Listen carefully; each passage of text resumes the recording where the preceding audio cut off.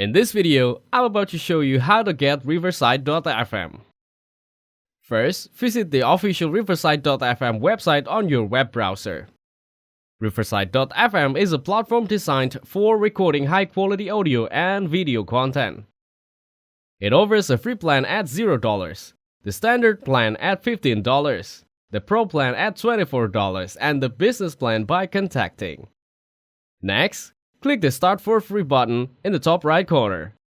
You can continue with your Google account to sign up for your account. Now, select your account and click Continue to give it access to Riverside. First, choose something to start off and then how you want to start on the next page. Lastly, select how you hear about this website and click Let's Go. Once logged in, you'll be directed to your account and start creating. After that, click the plus icon on the left side to add a new studio. You can upgrade your free account to the Pro or Business account. To create a new project, click the New Project button on the right side.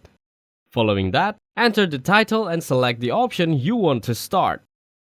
If you select the Edit option, then upload the video from your device. After uploading, it'll start preparing your file and may take a few minutes. You can use the AI voice feature to convert your text to speech. Thanks for watching. Don't forget to like and subscribe.